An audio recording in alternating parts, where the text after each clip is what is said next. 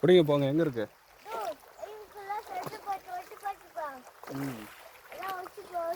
பெரிய நண்டு கை உடஞ்சிருக்கு, செத்து போயிருக்கு. சின்ன நண்டு பிடிக்கிறியா? குட்டி நண்டு நீயும் பிடிச்சி பழகு. கடிக்காதடா. கடிக்கிற மாதிரி இருந்தா அப்பா உங்கள்கிட்ட கொடுக்க மாட்டேன்ல. பார்க்கல.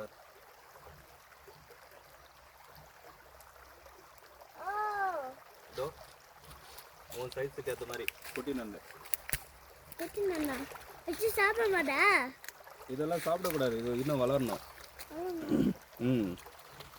மக்களை பாருங்கள், இன்னொரு குட்டி நண்டு பிடிச்சிருக்கோம். எவ்வளோ அழகாக இருக்கு பாருங்கள்.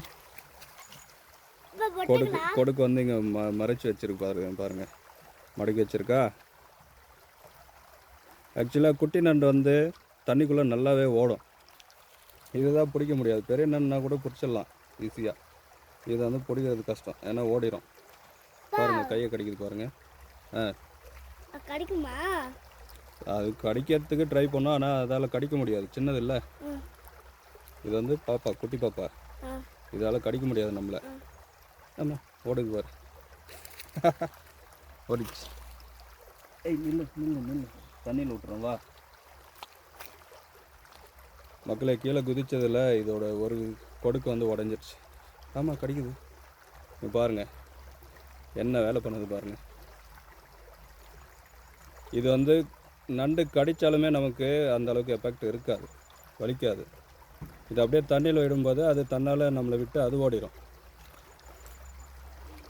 இன்னொன்று இதை கடிக்கும்போது பிடிச்சி இழுத்தீங்கனாக்க நம்ம சதையும் சேர்ந்து தான் வரும். அதனால் நண்டு கடித்ததுன்னா அது அப்படியே தண்ணியில் விட்டிங்கன்னா அது நம்மளை விட்டு ஓடிடும். அவ்வளோதான், சிம்பிள். ஓடிச்சு. ஆமாம்.